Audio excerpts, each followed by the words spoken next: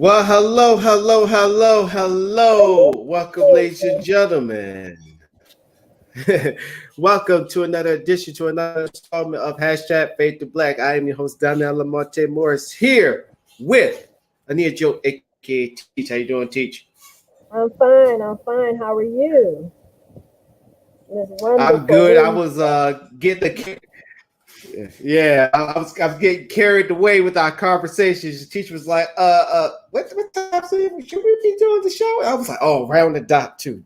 That's how great a conversation happens behind the scenes. But so today we're going to continue on our conversation that we was having on Monday on who should and shouldn't be sitting at the table. Basically, a representation. Who should be representing us and our agenda. But y'all already know how it goes. We have the opening statements. Last time I opened it up. This time the floor is for Teach. Teach, start us off.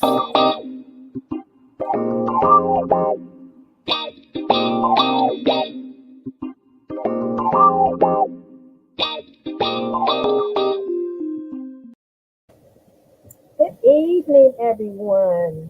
How are you? You know, I think about what type of word can I give you to inspire you, to uplift you, to motivate you in your various lives, in your various capacities. And the word that came to me today is perseverance. Being able to persevere despite the obstacles that may present themselves before you. You know, when we're children, we're quick to say, I can't do that.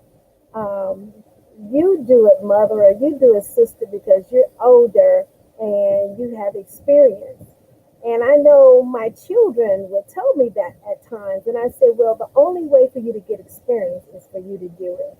So I'm not going to do it for you. I'm going to encourage you to do it yourself.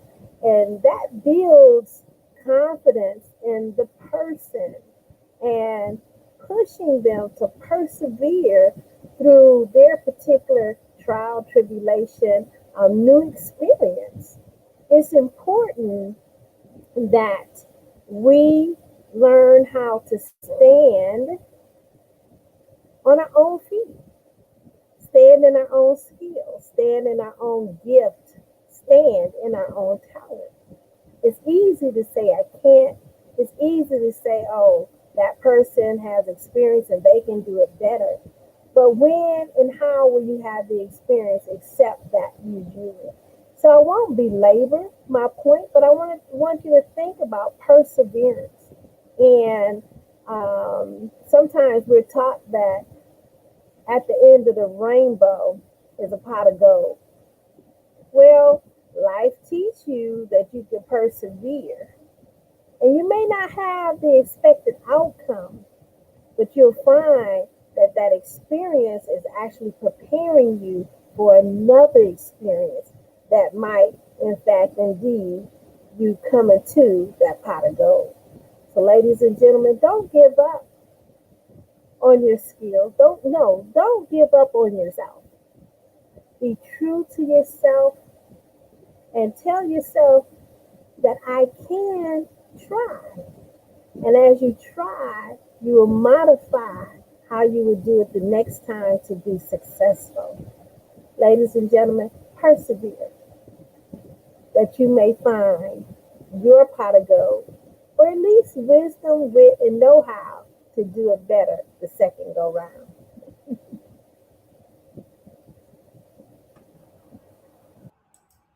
Thank you so much, Teach. First of all, I like the piano in the back. I always wanted to tell you that. Speaking of the back right here, as everybody would know, this is Kevin Samuels. Now, a lot of y'all, it's 50-50.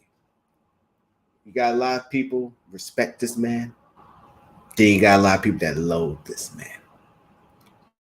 I guess I'm the only one that's in the middle that said that he entertains me. Kevin Samuels, to me, is like he's that comedic relief. He's that one guy on the team that is arrogant to the point where it's just like you just gotta sit back and you just. I'm sorry, I sound like one of the peanut gallery. I'm just waiting for him just to slip up and mess up. But he's so good at his job where you just be entertained to what he's going to say next. And my thing is for all of these women that call into the show, because I'm going to let y'all know, when I'm at work, I just listen to his show just to see how the interaction is going to go. And 9 times out of 10, it's hilarious.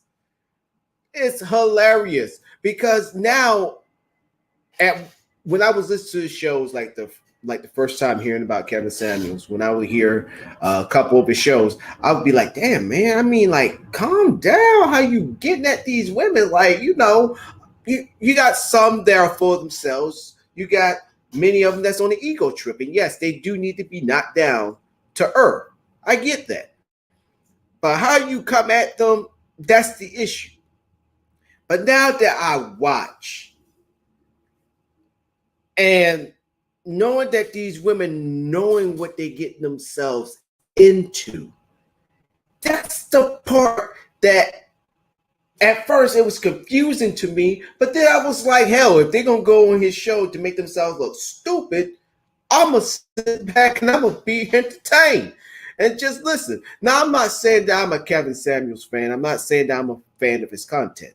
I just listen to it for the comedic relief because I don't know why y'all put yourselves through this mess. It's like white people in scary movies. They will always go to where the dangers is. Where the black folks are like, nah, F that, we out. That's why I see these women when they're calling in on the show to talk to this man, knowing that he's just going to be raw with it and just don't care. Now, I'm not saying that I agree or disagree with the things that he say. It's just a simple fact that y'all choose to still call into the show. Why? Because y'all the same ones that will come back, go on another platform that treats you nice, and you should just say, well, Kevin Samuels is this and Kevin Samuels is that. And any good host will ask the first question, why would you go on his show knowing that he would do that? So if you respect this man or loathe this man, no matter the side of the spectrum, guess what? You're going to tune in. You're going to tune in to either brush up on some game or you're going to tune in to just fuel your hate even more. For me, I think I'm one of a select few that is in between this that's entertained. But ladies, because y'all use both sides of your brain. Men, it take time for us to use the other side of our brain. I can admit that. But use your whole brain before calling in, knowing what you are in for. I don't care if you're the most educated, the most richest, the most sexiest, most brightest female you think you are. If you don't want to get your feelings hurt or end up on World Star or Kevin Samuels videos that gone viral, and you be the laughing stock for years on down the road, because guess what? When it's on the internet, it's on there forever. Don't do it to yourself. Just don't. Because that's going to be more entertainment for me just to laugh at your ass and just be like, why? Because any smart person with a little bit of common sense know not to put themselves out there on Jump Street. Knowing of a man like this one who just don't care. It's like trying to con a con man. And you know how that ends up. And with that, let's go and jump into the show. And we will be right back, Jax.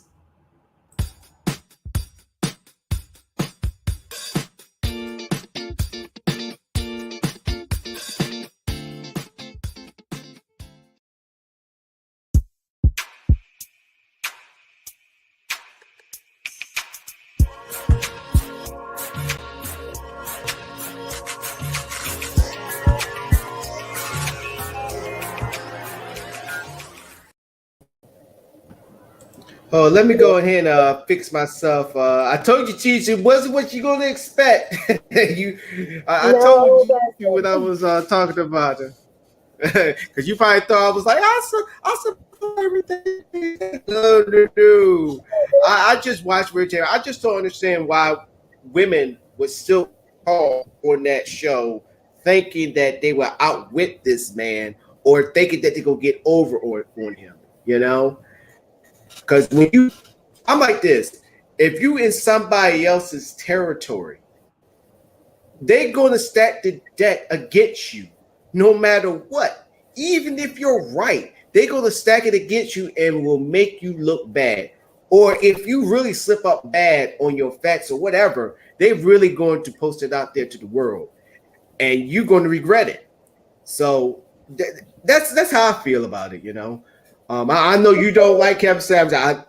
We talked about, but no, yeah, go ahead. I just feel like this since the Jerry Springer era, our nation has turned into sensationalism, and people, it's become normal.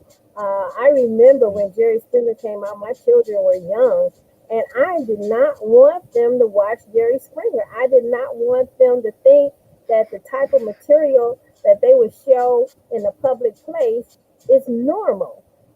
Because I came up Right. in a society where you have an outside face, you have an inside face, and you don't air your dirty laundry. You don't do disgusting, low grade things for the public. It's not for public consumption. And so he's come up in that era where, you know, the generation after me, um, Mm. it's, you know, it's commonplace, and there's no shame to being any kind of way. So he's just making a living, just like Jerry Springer did, with Yeah.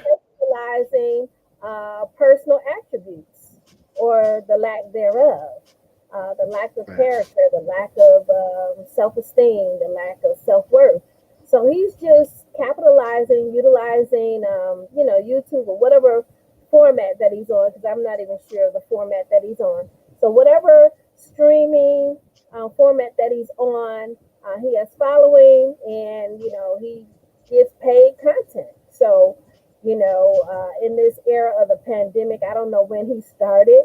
It is a way that people are earning a living now. You can, you Yeah. know, post the show, get some followers, get advertisers, and voila, overnight or over decades, you become a household name. And, you know, so it's the way he earns his living. So, Yeah. But the reason why I brought him up wasn't for my opening statements. It also leads into this conversation, continuation from Monday. Is do you think, given his resume, should he sit at the table what table? I have of to ask you a relationships? question that I don't know his resume. Mm. So, Well, so I going based can't, upon his show, I can't, just to be fair. well, at the table of relationships, um, he claims that he helps people. He claims that he helps couples. He claims that, you know, if women follow his advice into that cookie cutter mode, that if they all become supermodels, they'll become the greatest desire for the average Joe Smuck value man. So, um, you know, he has one type, And for me, that's a narrow view because there's all type of people, and everybody's not going to fit in that cookie cutter mode. So he claims he helps people. People are attracted to him. Probably if he had office hours, he'd probably be booked up 6 months in advance. So who am I?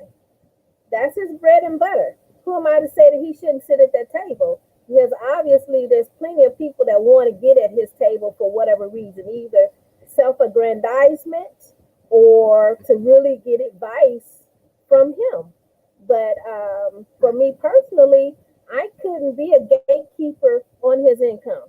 I couldn't be a gatekeeper on the way that he earns a living. That's not my place in any form or fashion to say.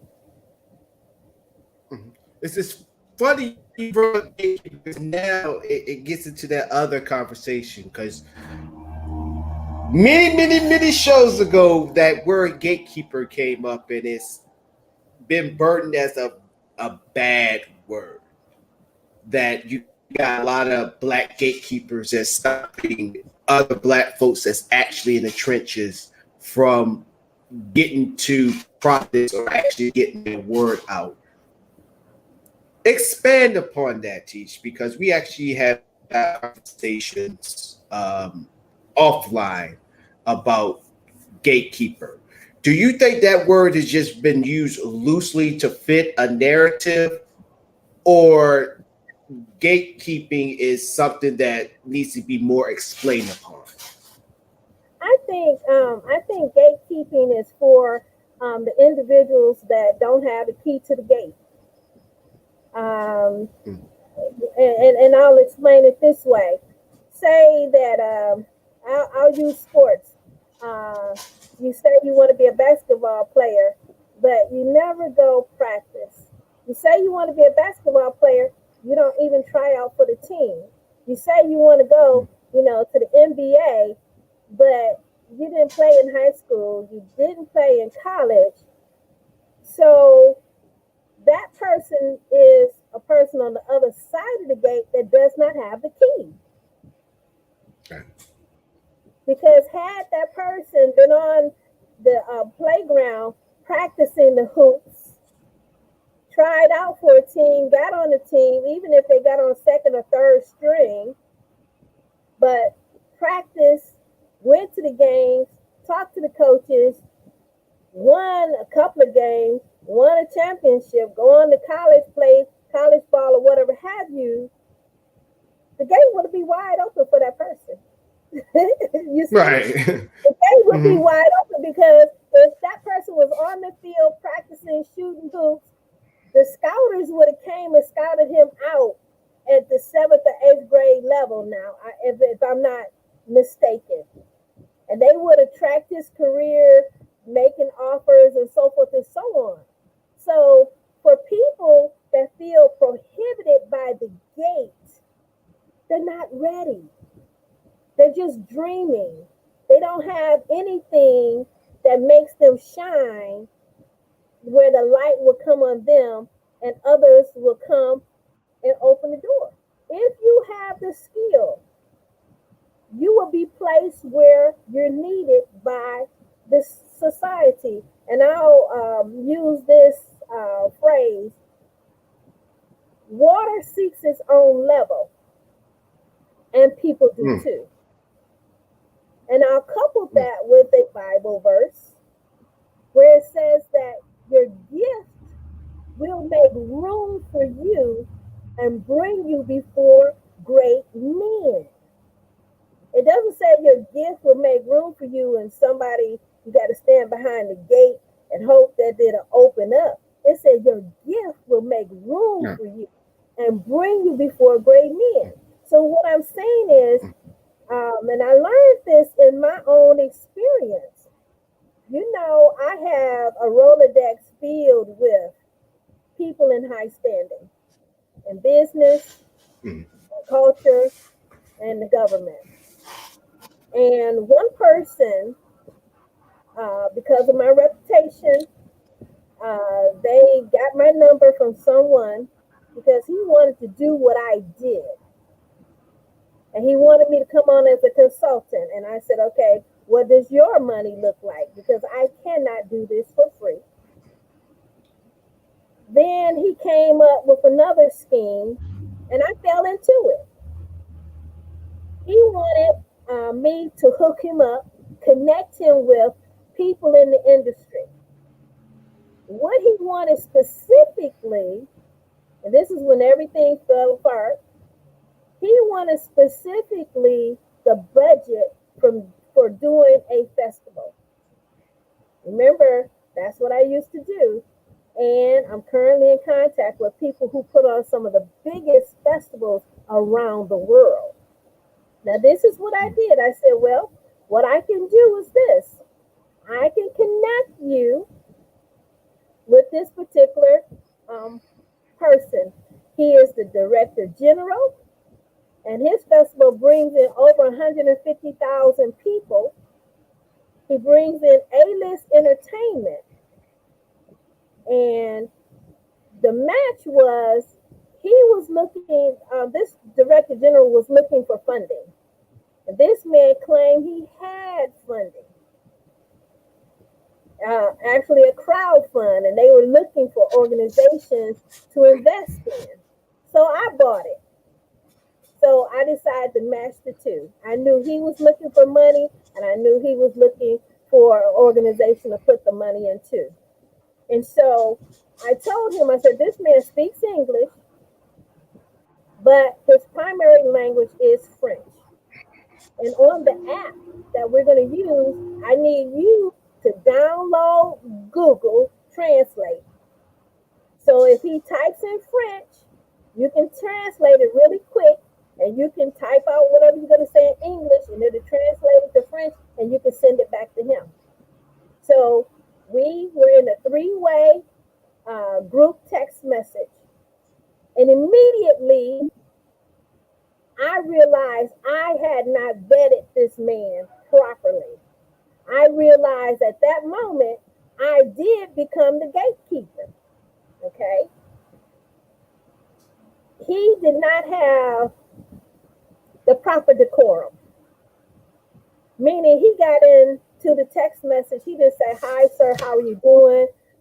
Anita introduced me to you, and I hope we can have a good partnership. This is my platform. This is what I'm seeking, so forth and so on.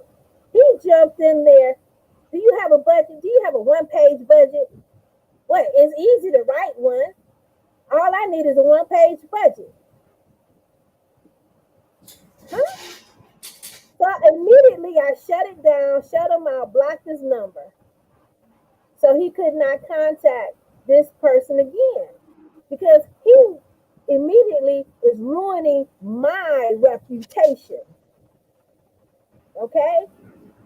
So there are instances, and I realized at that moment that he wasn't who he said he was, because had he been doing what I had been doing, he would know who these people were. He did not need me to hook him up, because I learned along the way, I never had to get a hookup or introduce to someone for this, that, or the other, because my gift made room for me and took me before these men.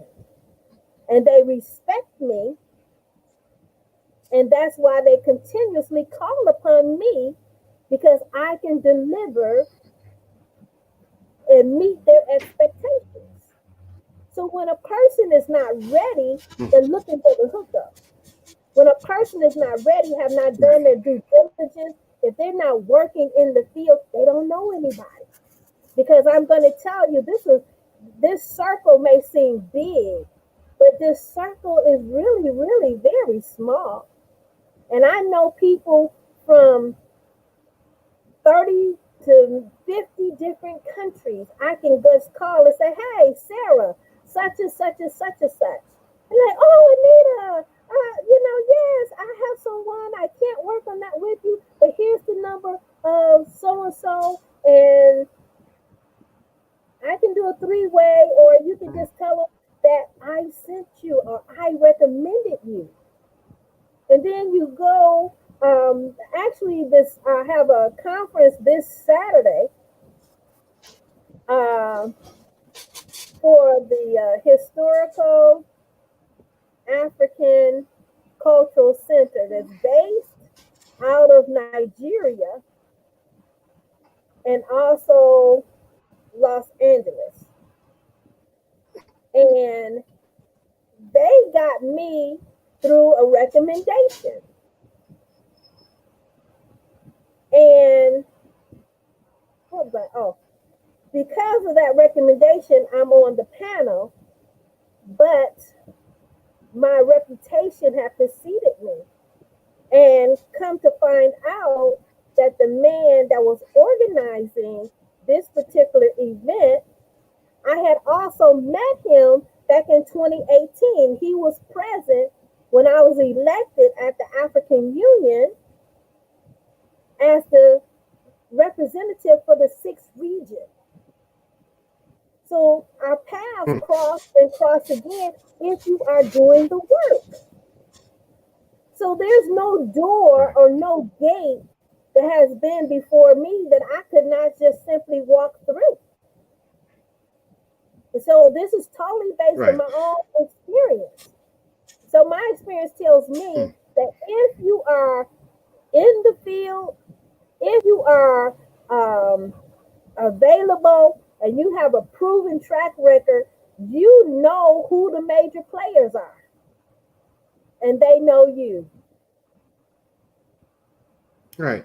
So, based upon hearing from your experience, because you got a lot of people, and you probably heard of them, that talk about people. I'm going to use Roland Martin, for example. Sorry, Mayo, had to mention my dog. How they say that he's a Democratic puppet. He's part of the Boule. He's categorically a gatekeeper because he's silencing everybody else who's covering stories and all that stuff. He never talked about anything black and all that stuff. But before I get your answer, first of all, ladies and gentlemen, if y'all look up Boule is not what you think. They think the Boule is like the black, like just like Congress, you got the Black Caucus. They think that that's like the black Illuminati, which is absolutely not true. That's a fraternity. That's it. Nothing more, nothing further, nothing less. So, what do you say to those who talk about mainly our people who actually is on the ground, actually doing the work, putting in the work, talking stories, not just stories that the mainstream is putting out, but actually coming up with organic stories. And then you have to deal with people who are on YouTube who just criticizes people like Roland Martin and saying that, hey, he's Boule, he's part of Illuminati, or she's don't let other black women shine and all that stuff. What do you say to those people that just throw that word out to people that's actually putting in the work? Well,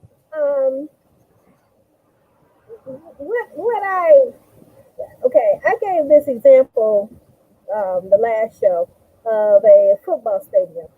You have players on the field that's running, dodging, tackling, throwing, catching, rolling over. They're working. They don't even recognize the presence of the people in the stands, the spectators. That's true. Their focus is getting that ball to the goal. So when you're in the field and you're working, you don't even recognize the people that's not on the field. They're nobody. They're a whole bunch of nobody. And they're irrelevant at that point in time. Now, when I come off the field and I get in the stands, I have a different perspective. I'm not working. But 99.9% of the time, I'm working. So I don't have time to be a spectator. And spectators are idle people, idle Idle minds, they say idle minds is the devil works out. So they spend their time criticizing people that's working. So in essence, I don't have anything to say about spectators because Hmm. um, they come to the game for the excitement. They come to the game to de-stress their life, to escape from their normal, regular life. Whereas the player on the field, that is their life, and they take it far more seriously. So for me, Uh, I mean, for yeah. me, if I was a gatekeeper, half of all these shows would not even be allowed to be on the air. So I'm very. I seen this one young man. Um, he was just in his element. He just woke up. He had on a pair of tidy whities, no shirt, and he in his kitchen and he's Oh cooking boy. and he's saying, whatever he's saying. And I look, how many viewers? How many followers? What? So, but Hmm. I may be stuck in the era in which I was raised. That's inappropriately dressed. So no matter what his message was, he may have had a dynamic message, but my upbringing just shut all that out. He was not worthy to speak to me. And you may say that's boule or bourgeois, Hmm. but Called the but Illuminati. for me, he was inappropriate. But for his age group, that was cool. That's that Jerry Springer. They was brought up to say, that type of behavior is normal. So for me, what I have seen is the erosion of class. The erosion of class was in the black community. We used to have a different class of people. Now everybody's just ghetto and it's just acceptable. Mhm. Yeah. And just because you And get money yeah. does not mean you no longer ghetto. You may get money, you may be a millionaire, but if you don't know how to present yourself in public, you don't know proper etiquette, you don't know how to speak to people, speak to your husband, speak to your mother, your father, just fly off the handle, use any type of language, you're ghetto. You can have 60 billion gazillion dollars, but if you don't know how to properly show yourself, you ghetto. You don't have any class. You just got money, and that's a big difference. Right. And see, the reason why I asked that question, and I'm happy that you answered it that way, is because this is a problem that we have in our community where we do have people that's out in the field that's giving us accurate information, but some of us, like when you was asking me questions on Monday about, when I was saying, my mom always taught me to, respect people and all that, and you asked me the question like, you know what your mom is teaching pertaining to the outside world. My thing is,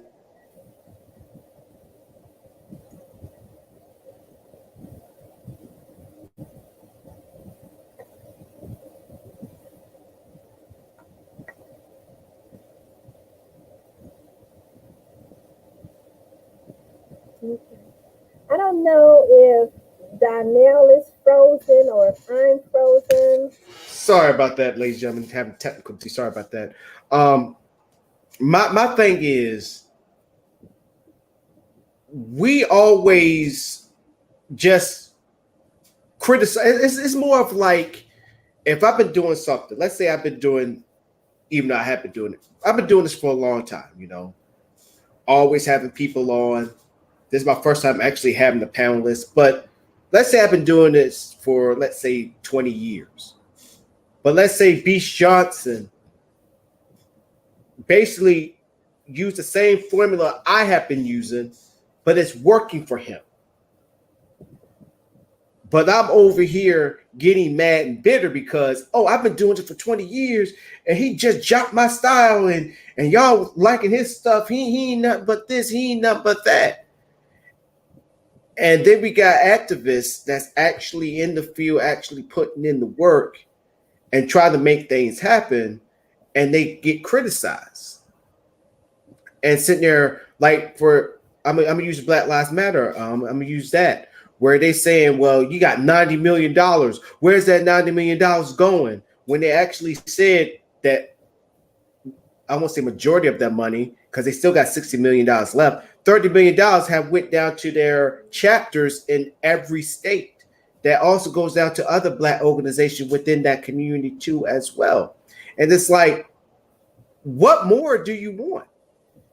You know, y'all not critical, and then they put the energies to the wrong people, like Umar Johnson.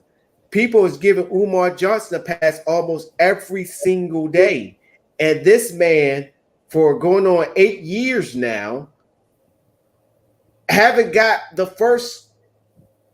Always, he already got the school, but haven't started his first semester ever for 8 years. Right. It took LeBron James. I guarantee it was something that he was working on for a while. I give LeBron James the benefit of the doubt. Let's say when he first came back to the Cavaliers, and it was something that was in the works. I would say 2 or 3 years. He got his own school built up, even though he worked alongside the public, the public school boards of Akron. So that actually helped expedite the process for him getting to school. But Umar Johnson probably didn't want to work within the school system because he wanted to be his own curriculum, his way, which I can understand. But go ahead, teacher. The difference between Umar Johnson and LeBron James is LeBron James had the capital. He had the investors behind him to make a plan to execute it. Umar Johnson, because of the time that he's taking, he wants to start from the top. He wanted to start like a LeBron James, start with a school and uniforms and all that kind of stuff. Because he's a much smaller figure, he could have started in the basement of somebody's church, or he could have started and he could have had a graduating class by now. Right. If he wanted to start small. But he didn't want to, that's not his vision. His vision is to have his school and then open up and have his great grand opening, blah, blah, blah. But so where he started at is where he wants to start is dictating how he will start. And that's really all I want to say on that one, because I don't know his vision. I don't know his plan, but we can see, with critical eyes how it could have been done differently. But, but it just really comes down to when you talk about building a school, when the slaves were enslaved Africans were granted their freedom, you had people like Booker T. Washington who actually went down into the South and built schoolhouses. So the students would have a place to learn. Then you have people like W.E.B. Du Bois who went to people's houses and they sat up under trees and learned, because learning was important. The importance was, okay, we can read, it's no longer against the law. We have teachers. They recruited teachers from the North to come down into the South. And the people will open up their homes and allow them to live in their home and provide them with food and shelter in exchange for teaching. They didn't get paid a salary because there was no money to give. Okay? So when you have the emphasis on learning, you have a different result. Then when you have an emphasis on looking good and being big and having a stellar academy, you see? So these people went recruited. W.B. Du Bois, if you ever read his memoirs, he'll tell you how he went and sometimes he slept up under that tree. Mm. Oh, oh, sorry about that, ladies and gentlemen. Hopefully, Teach get back in. Maybe she was speaking too much truth. But we're gonna take a commercial break, and that she will pop right back in. We will be right back.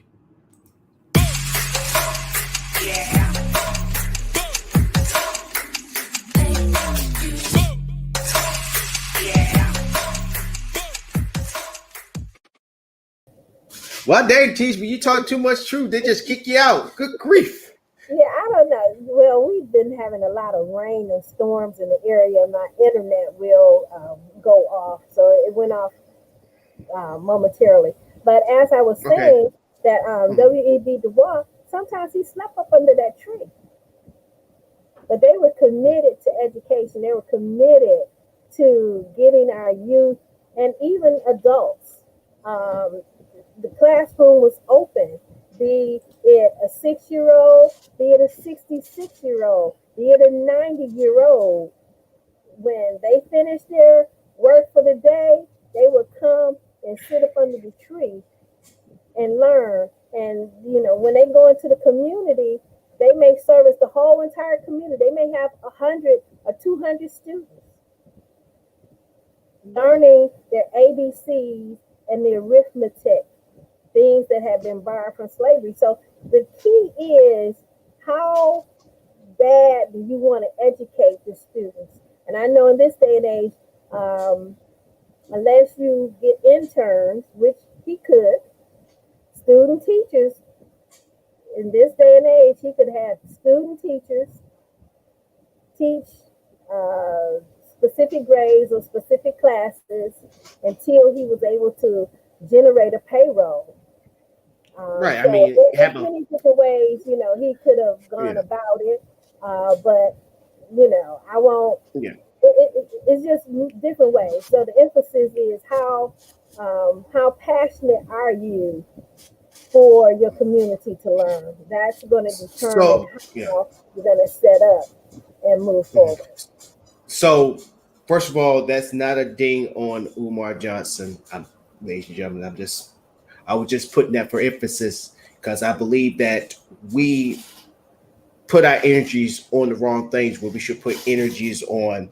If you invested more than $1,000 into Umar Johnson's organization, you deserve to at least get some word on what's my money going to, what's the projected date, and all that stuff.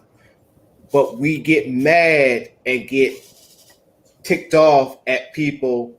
I would say, Al Sharpton, does deserve some criticism nowadays? Yeah.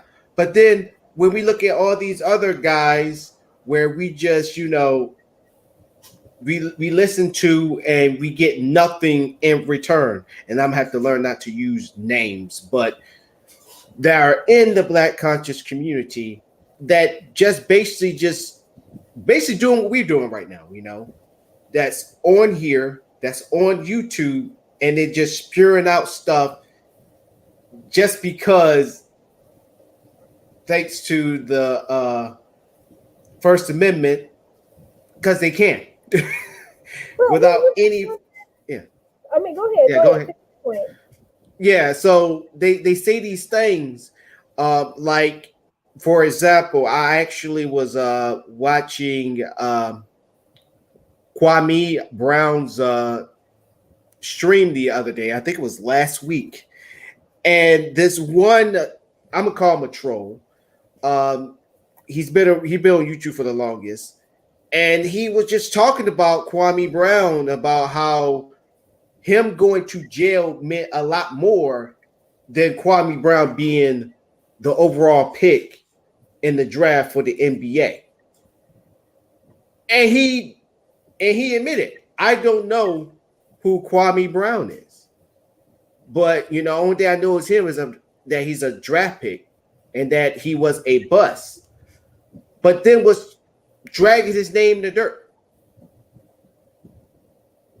And videos like that, like how you was talking about, Teach, how that one video that you thought was in distaste, but was tasteful for others, and they got all these views and got this dude got all these followers. That's what we got going on right now in the Black conscious movement right now. People like that. I'm not saying all of them, certain ones, where they just post out stuff without actually looking at the truth or the facts. But they go after people like Angela Rye and the rest of them because they're sitting in CNN spots or MSNBCs or Fox News spots telling our stories. But since they're not telling it the way that they want them to tell it, they're coons, they're not all for the black people, they're all for themselves. And I'm like this. I think on this show, all of us, everybody on the panel, we keep the same energy. So if we're going to get at, let's say, Angela Rye, we should have that same energy if we're going after, let's say, I'm gonna use a name like a Ben X. You know, if they both talking about a subject and they get it wrong, we should give that same energy that we give to Ben X that we give to Angela Rye. And it's kind of like it's like passing the buck that is going on. But you had a thought that you wanted to say, Teach. Okay. Behind you it says fade to black. We control the narrative. Instead of staying in the low vibe that you find these other shows in, let's heighten our vibe. Let's talk about the things that people do good in the community. Let's spotlight. I know a young lady, she takes donations, small donations, but she takes them and she get care packages and she takes them herself and goes out to the homeless and gives out these care packages to the homeless. Now, she's a YouTuber and but she's a very humble lady. So let's talk about the good that people do in our community because there's always going to be haters. There's always going to be somebody that will have a criticism and a bad criticism. I told you I have come up against people who have criticized me. But at the end of the day, I'm that player on the field. I'm trying to get to my goal. And the criticism just serves as background chatter, as noise. And it's really irrelevant at the end of the day because that chatter has no power to effect a change. But it can keep other people idle with conversation instead of, and to me, this chatter breaks down instead of build up. At the end of the day, are you inspired by that conversation? At the end of the day, are you uplifted? At the end of the day, are you motivated from their conversation? And for me, my world is very small, but I keep it with people that are inspiring, that are motivating, that are on the field playing. I have a very, very special person that's very dear to my heart.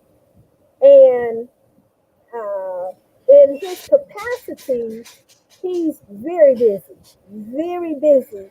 So he may not have the time to say or have an idle conversation. Every moment counts. So he sends me pictures showing me where he's at, what he's doing, and basically the thrust of the motivation, the inspiration from that particular event.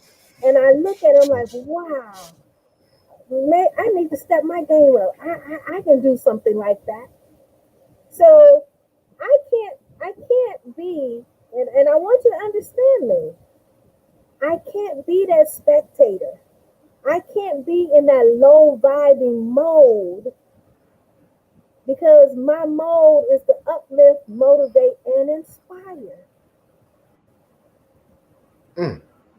So let's control that narrative. Let's not talk about all the negative things other people talk about. Let's talk about what is going to get us motivated, what is going to move us towards unity, what is going to give us economic empowerment, what is going to help us motivate ourselves to get the education that we need, to get the self-esteem that we need. development that we need, the self-identity that we need, so we can show up for ourselves and be the best people we can be for ourselves. Well, ladies and gentlemen, this is why we have Teach on the show, to bring everything back to perspective. Whoo! In the words of Beach Johnson, say it loud for the people in the back. We have to show up for ourselves. We have to be true. If our motto is we control the narrative, then let us have a narrative that's worth controlling. Let us have a narrative that's informative. Let us have a narrative that people say, "Oh, I'm tuning into this because every time Miss Anita or yes, because they love you, Cheech. They love you. Then I'm eating food for my soul. I'm eating for my life. My life is changing. I'm taking on the ideas. I'm loving myself. I'm persevering. I'm changing. I'm becoming a better person by watching this show."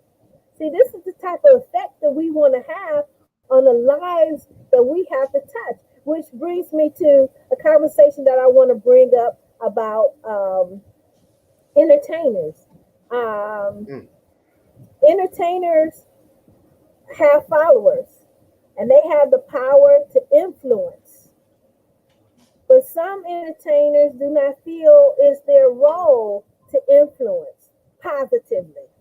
Okay? And when I say positively versus negatively, they feel that, if they don't take a position on a particular issue, it is their personal right, and it is.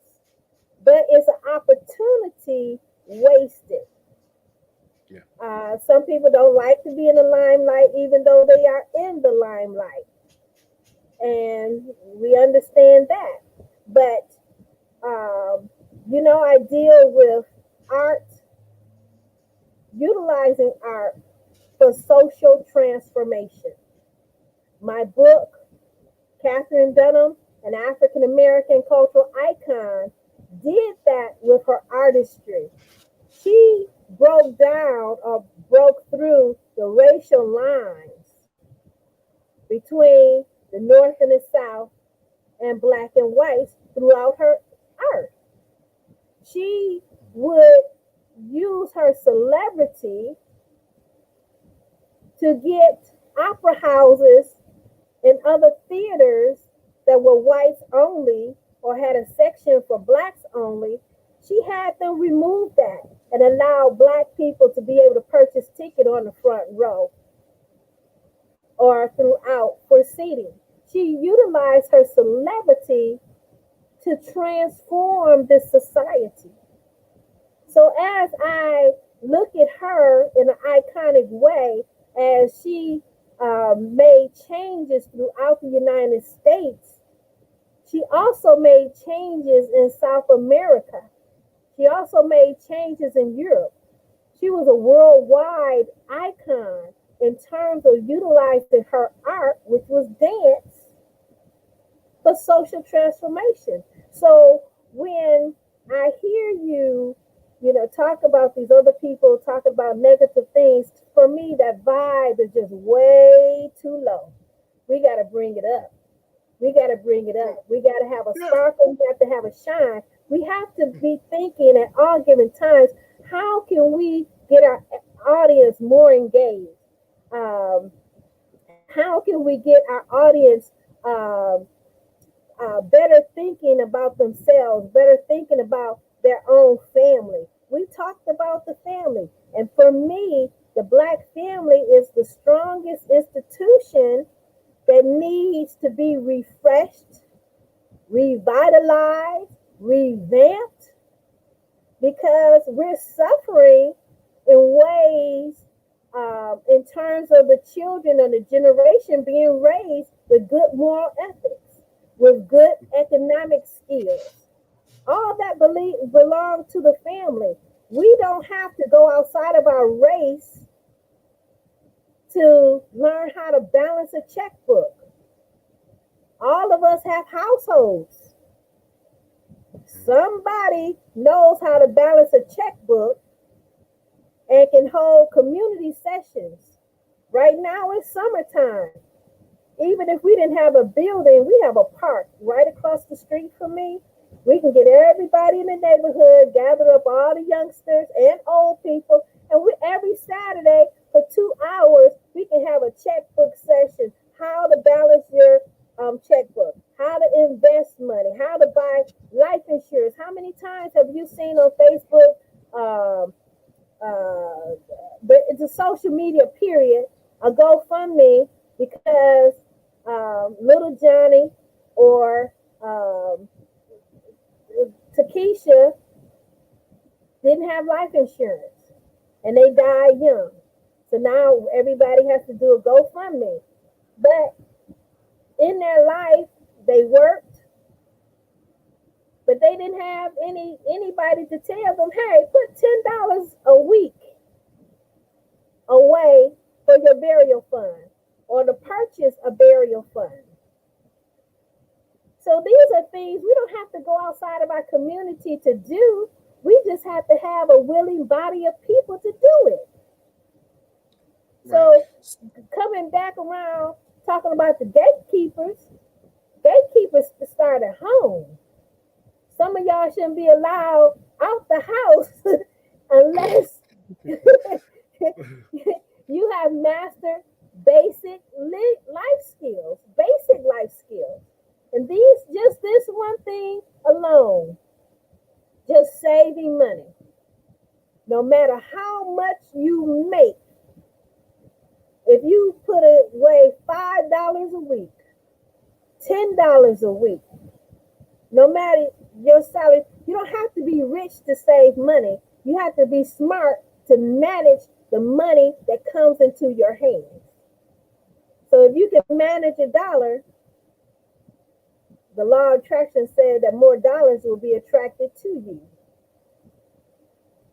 So let's deal with basic life skills. Let's deal with going over to the park on a sunny day and have a potluck. Have the neighbors, everybody bring a dish, a pack of hot dogs or a pack of buns. We got grills, we'll grill.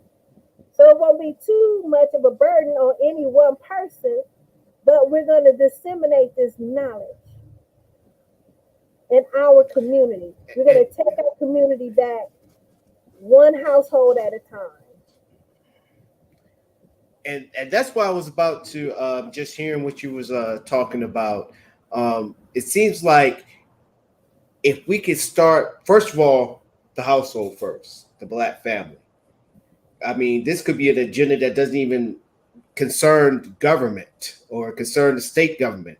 That if we can start, first of all, with the Black family, with what goes on behind the household, because I remember a show you was talking about politics starts at the table. What we talk about at the table, and then once that structure is strong, then you can go out into the community, be like, okay, what is our agendas? What is our plans? What are we falling short on? Which goes back to, those classes on how to balance a checkbook. Then it could just go off from there, like from checkbook, or bring somebody in how to run a business.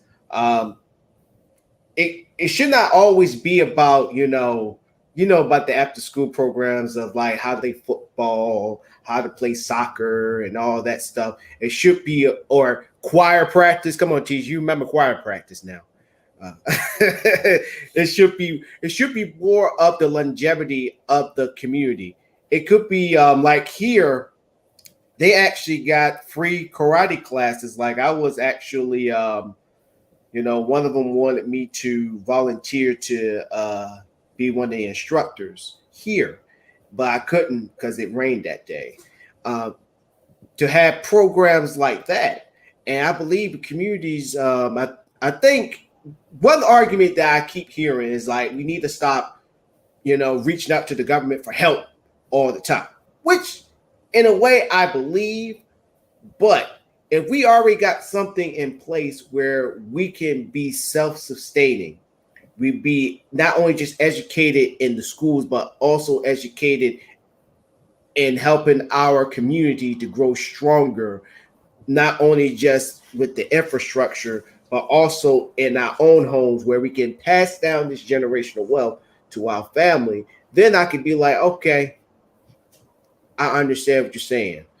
And that I believe we can have another Chocolate City, another Wall Street, another Rosewood, but I think we would be much better than we were from our ancestors, because I still believe that we got comfortable. Our ancestors got comfortable, and that they just forgot that you got crazy white folks that's not liking your success, and that if you had a little militia or had connection with another neighboring black community, that wouldn't have happened.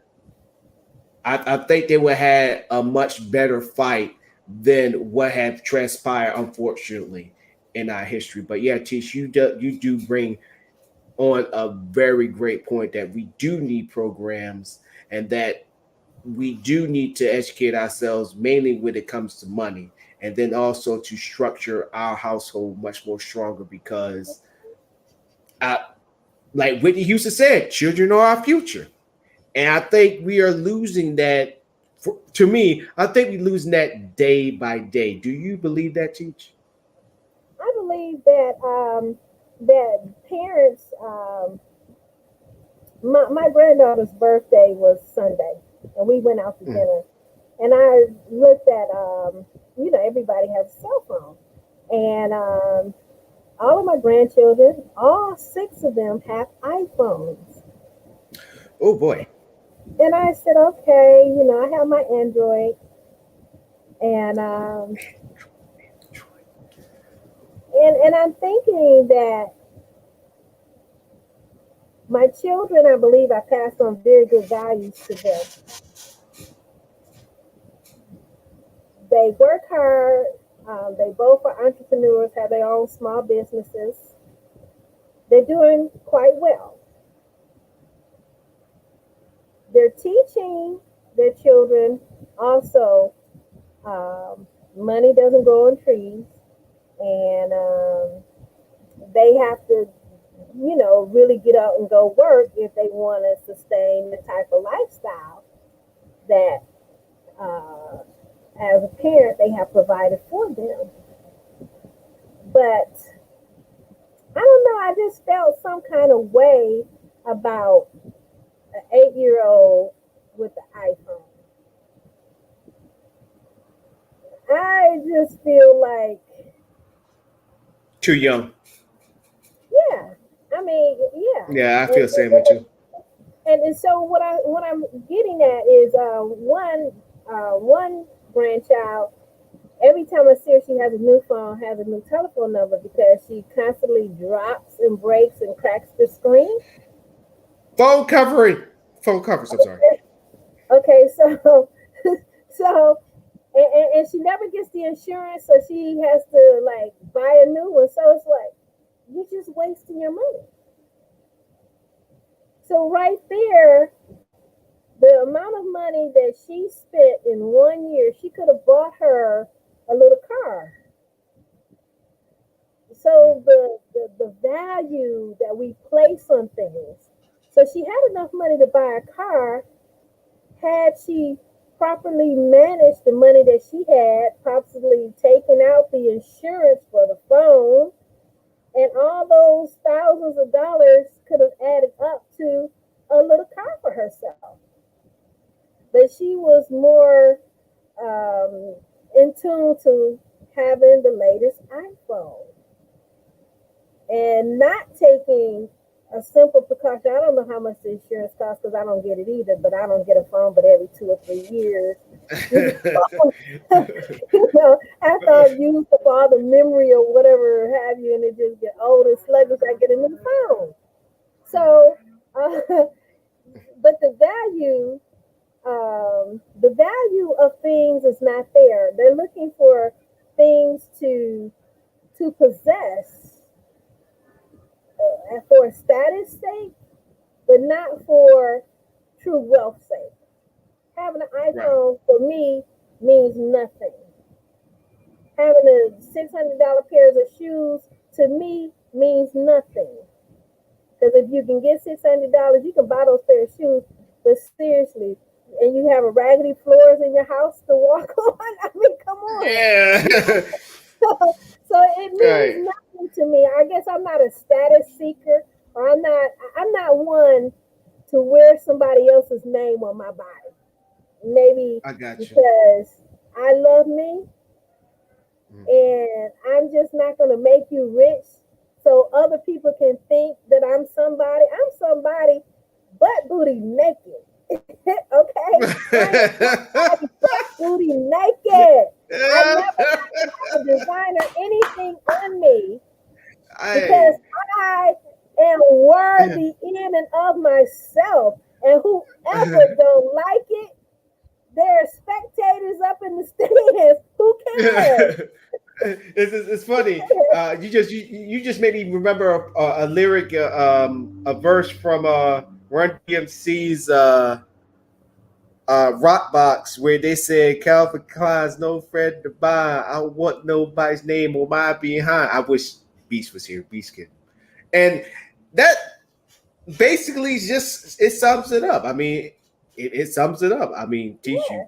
you saying nothing but the truth. You can't pass down a damn phone. Like I know I got many iPhones that look like this, a little bit bigger, that is in my freaking storage right now that don't work.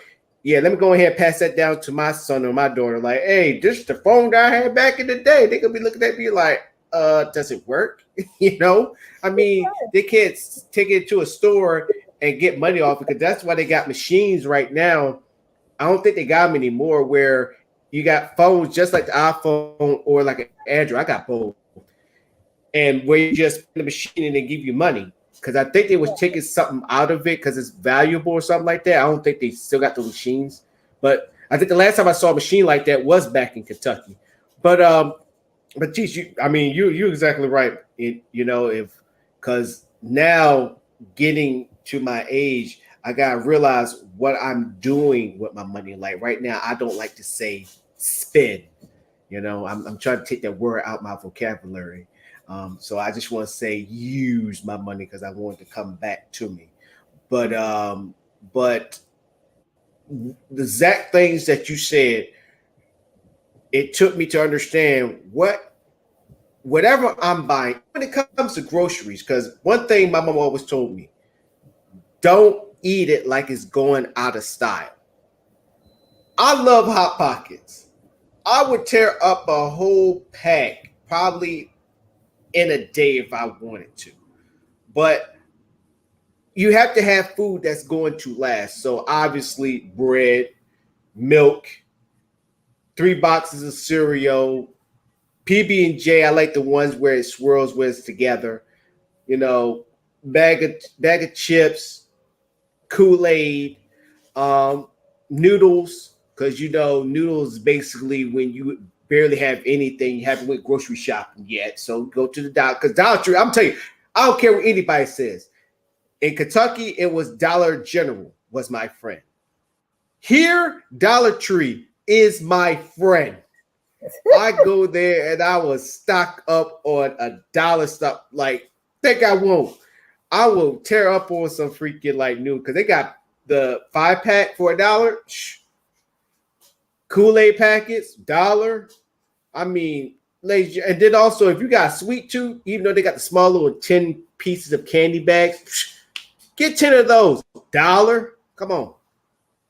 Y'all know who y'all are. And also, if you about to have like a barbecue or a little cookout, they got the freaking like the aluminum foil things where you use to cook turkeys and all that stuff. Dollar. Think I Yes, won't. Yep. yes, Mm-hmm. Yep. Sure did. Dollar. I'm not even gonna lie to you. So I get things that are, you know, I always think about how long would this last me? Is it gonna last me for a month? Or even when you're getting gas, you know, sometimes this may sound crazy. There are some times when I'm knock on wood, when I'm kind of stingy with my money, I'm like, I'm going to fill up, even if it's a little off the F. I'm like, let me go ahead and fill it up now. I know it's gonna cost me what $10 maybe to fill it back up again. but I don't have to worry about it down the end of the road, you know, because if I fill it up now, I don't have to worry about it later. Because a lot of us, we wait till we get half a tank or wait till we almost on freaking E, and then we won't have enough money to fill up the tank. So I'm like, let me just be proactive and think ahead, you know, so I don't have to worry about it later. And Well, that's so, where mhm, that's where a go ahead. good budget, a good monthly budget, comes in. I can Mhm, actually send you the spreadsheet that I use. It's really simple. You put in your income, you put in your expenses, your rent, your light, gas, telephone, cell phone, entertainment, food, whatever have you. And when you look at it and see it, like, oh, and you can see where you're spending your money, and you can see where you're saving your money. And mhm, like for me, I have a budget for gas, and I'm always well since this pandemic. Actually, I've been under budget for gas because I'm at home, mhm, and so the money that I would normally spend for gas, I had thousands of dollars left, and I'm like, mhm. ooh, pandemic is good. Right. And teach, you know what? You actually gave me a real good idea. You know, we do come to solutions, but also we come up with great ideas too. For anybody who's watching this right now, for all the things that we're talking about to help uplift our people, if you got expertise in budgeting, who also we're about to have, we were supposed to have them today, but we actually rescheduled black business owners. So I'm gonna come up with questions so they can help us on how they budget, what they do in their business, not only in their business but also in their daily life. But if you have an expertise in budgeting, we would love to have you on this show. And then also with behavioral health, because mental health is becoming an issue nowadays. I actually did a show on it yesterday. If you have the expertise in that, if you got expertise in things that us as a people are having issue with, we want to have you on this show. I'm happy that Teach brought that up. So we can talk about the solution, but I think it's time for us to actually take it a step further to actually have them on the show. You know, ask questions and also offer the link to anybody who wants to come on the show and want to have their questions asked. Teacher, you think that sounds like a great idea? Yeah, that's an awesome idea. Mm-hmm. I So was yeah, trying yeah. I was trying to pull up a budget that you can put up on the screen. Okay.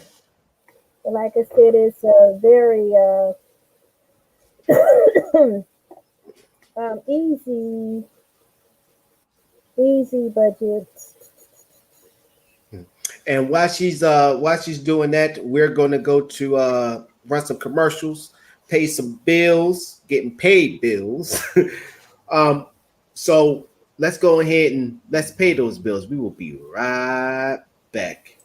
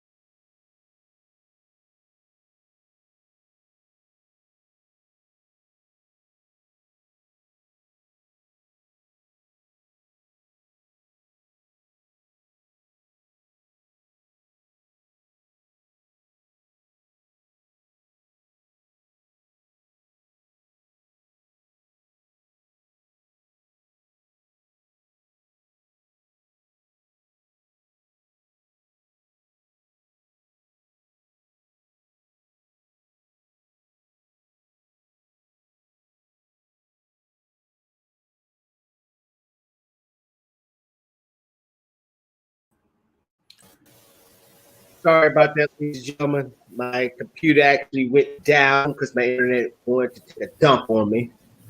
Uh, so were you able to pull it up, or are you still trying? Yeah, I put it up. Oh, there you go. Okay, I see it. There you go. okay.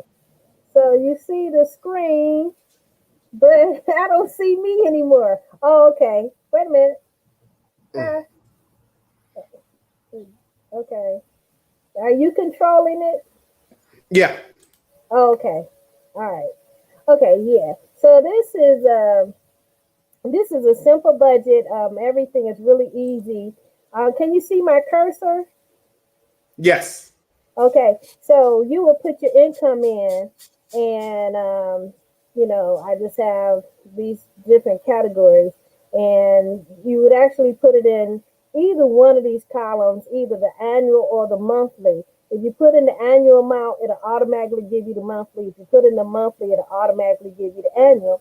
So it gives you your total income for the year, and then the monthly amount. Then you do your expenses, which this can be, changed to your household expenses, office supplies, your rent, your ATM bank fees, blah, blah, blah, blah, blah.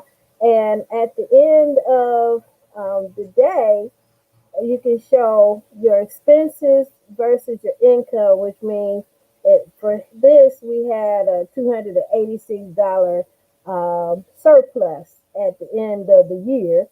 At the end of the month, we have $24.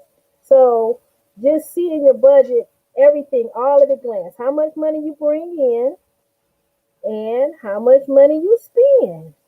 You can see how much money you can save, and actually you can put a category over here for saving. Your savings account could be an expense, like I was saying, for you want to save $10 a week, or in this case say $40 a month. You can put savings, and then monthly $40, and it'll calculate what percentage of your income is that, and you can just put yourself on the pathway to saving. So, wow, this is cool. Okay, now it's see Yeah. me. So it's just this for me is just simple. You just change the categories that you want, put in the dollar amounts, and voila, at a glance, you can see where you're at in terms of your budget and your spending. And Gotcha. I think that helps people understand the income and understand what they can do with it, because a lot of times, say, oh, I can't do that.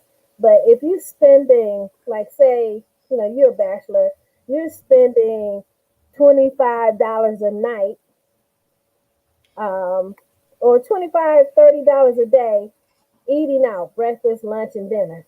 Okay, that's Mm. 250, what, $300 a week, $1,200 a month. But if you would go to the market and for $60, Right.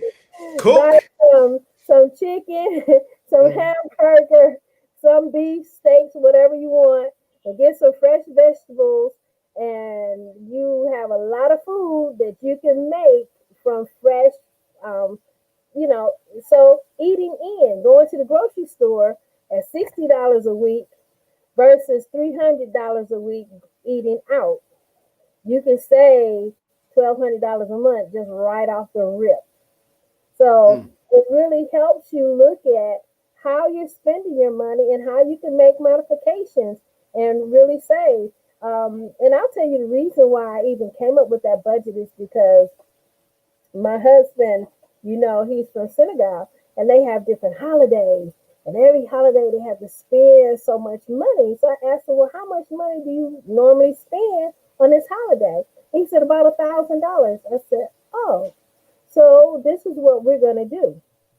You're gonna save $100 a month.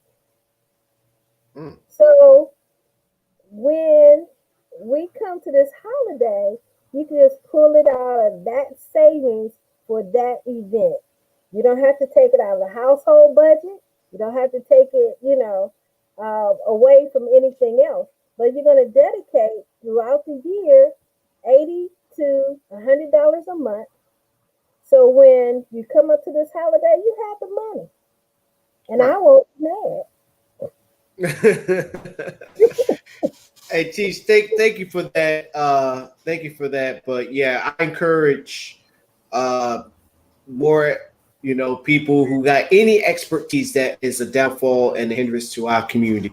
I encourage you to come on the show, and then also if it's something that we have not covered or talked about that you want us to talk about, please let us know. Just like the Seepaway story, Olympics, you thought I forgot, huh? Let him swim. Let him represent Guinea-Bissau. I still stand by my conspiracy theories on why y'all not letting him compete. This man needs to compete. I'm happy that he's already talking to the international media. I don't think American media is like the end all be all, but it's a shame that they're not covering it. They need to cover this blatant. I don't. Should I?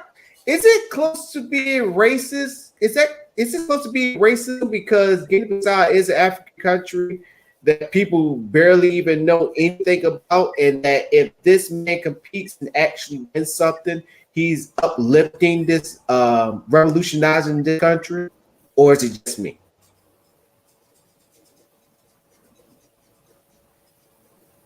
Well, I think we're having technical difficulties again.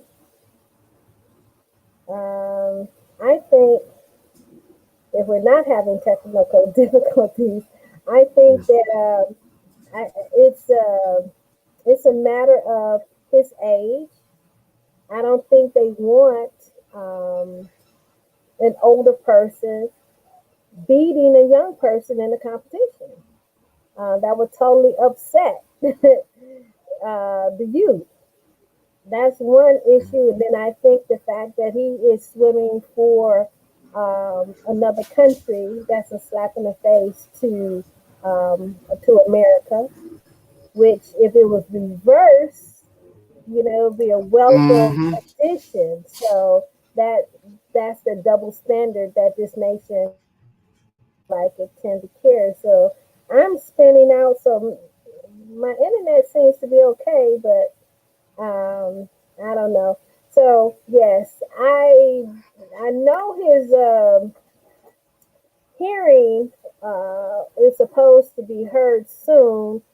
I don't know when, and I still haven't been able to pinpoint when is the actual date for the trial for the swim meet. Well, shoot, that's going to be something that we all going to. I'm definitely going to look it up because I think it's a damn shame that this man is not representing this country. Like I said, I still stand by the conspiracy theories teach. I really do because I think they don't want somebody to revolutionize that country, uplift that country. That now they're the focus point on. Oh snap! Now they got the swimmers. All thanks to Seepaway. So I'm putting Seepaway in a very historic position as he should be. I mean, he's the only one representing the swim team. He's basically the Guinea-Bissau swim team. So, so I mean, if that's not revolutionary written on top on that, I don't know what is. So, hopefully the hearing goes as planned, and that they're like, let's let this man compete. I want them to to appeal this decision, and I want them to appeal it in the mindset of, oh, this old man's gonna get smoked. They're not gonna say old man, this old black man's gonna get smoked by these guys. And I want them to do it on that premise so Seepaway can compete and just rub it in their faces, and that they have to have a representative go shake his hand, and while Seepaway smile, and they have to put either the gold, bronze, or silver on him, and Seepaway just smile them and just making that look. And you know, look, I'm talking about, Teach. You know that look. that look of that look when you say how you doing, they give you that look. And I see plenty of them. You probably seen more than I have. But yeah, that's what I want to happen. Not if, when this appeal happens. But other than that, Teach, I won't keep everybody here too long because I look so forward to Fridays. I look so forward to Friday shows because I think that show where we are lax and we just talk about, oh bless you, that we can talk about anything and everything. And she got nuts. Make a wish, Teach. That was 2. Imagine when 3 happens. but before we go, I want to ask you, what do you think about Soul Fridays? Because it was actually Soul Friday was actually the inspiration of you talking about barbecues, and I was like, why don't we take it back to us having $1, like we sitting at a picnic table, and we just sit back talking. What's the one thing you like about Soul Friday? The music. That too. The music, the camaraderie, everything. It has its own vibe. And I was thinking about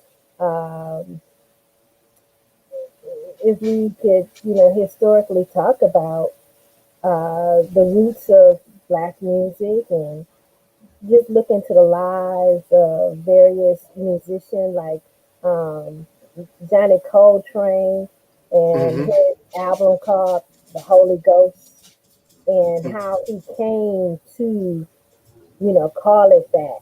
And when I was in undergraduate school, I actually took a history of jazz class. And I took it as an elective because I didn't know anything about jazz. I didn't know what else to take. But I am so glad that I took that class. And I actually had an internship at the Greystoke Jazz Museum. So I learned in the first day they had these headphones. And we had to listen to the music. And the first thing that I recognized was that I heard something different out of this ear that I heard in this ear. And I'm like, my headphones are broken.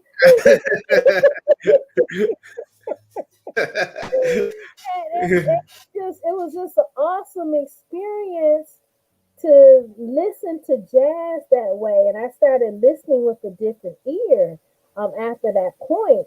And of course, I like the older jazz musicians, and now I'm into the smooth jazz. And that's the reason why I don't like today's music, because it's all beats and electronic. I like to hear the piano.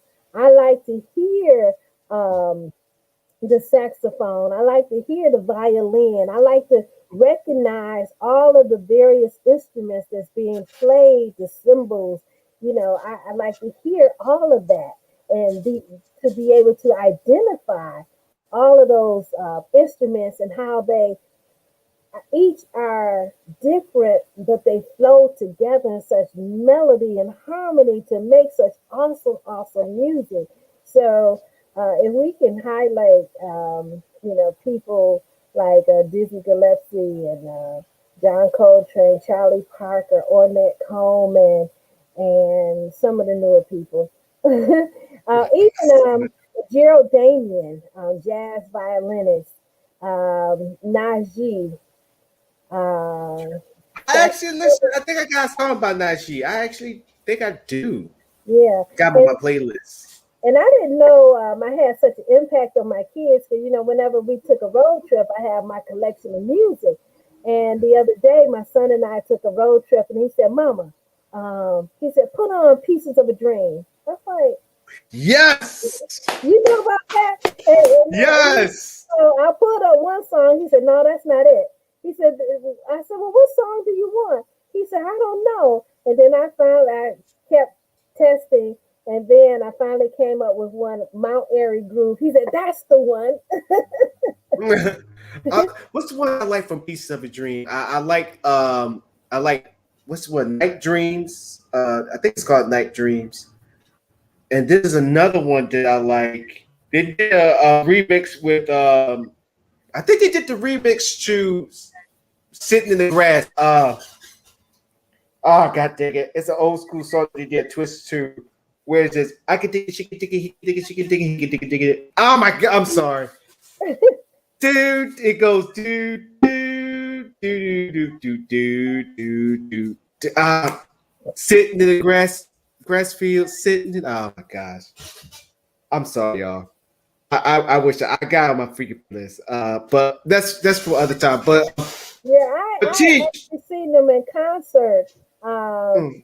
We went, oh my God, I can't even say how many years ago it was, but we went to a concert and it was in a Maker's Music Cafe. So it was a small gathering, maybe 200 people, whatever. But anyway, and I can't remember the guy's name, but he plays the, I don't know, guitar, keyboard, I don't know what you call it, but it looks like a guitar, but it's a keyboard.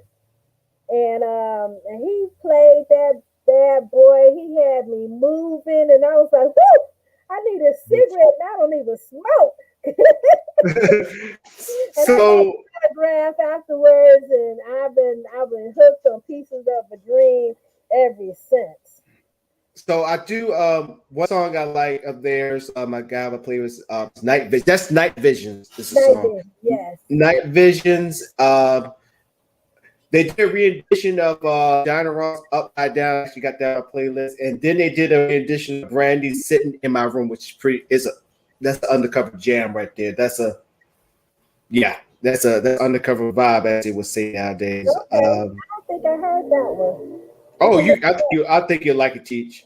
Hmm. You don't even have to like the Brandy song, the original, to like that version of it. So, but Teach, the reason why I asked you about what you feel about Soul Fridays because I'm actually happy that I gave it that name.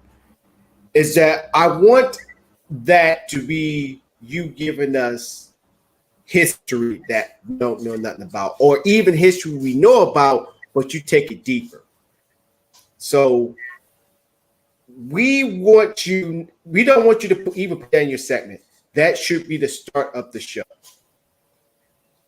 I want to start doing that every Friday. Okay. That every Friday would start off with a history lesson that either we did not know to history that we thought we knew. But here you go. Because I want to keep that vibe of family. You know, like at a barbecue. You know, you will have that one elder. You got that one aunt or that one uncle that always tell a story that has been passed down from generation to generation. And I think nowadays we don't even do that no more. I don't even think we have barbecues the way that we used to have it, where you get all the kids, the young kids, to get around that aunt, that uncle, that grandpa, that grandma, and they tell stories. Mm-hmm. You know, and I think I was at the tail end of that generation where they actually did that.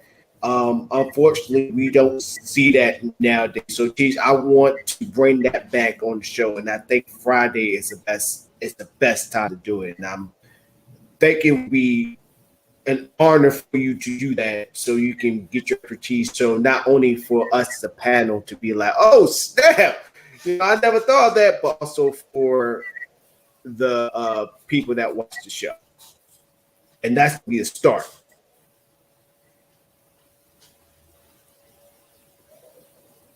Not only the you know what I even do this. That would there will be no opening statements on Friday. It will be you about the history, and then we can talk from there.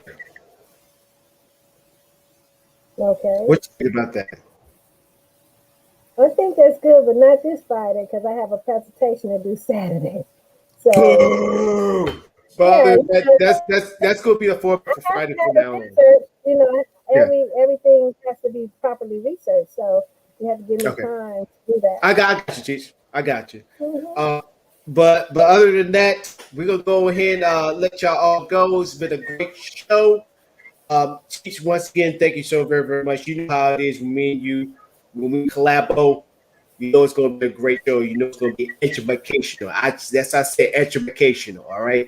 So go out there, y'all enjoy y'all hump day. As for hold up.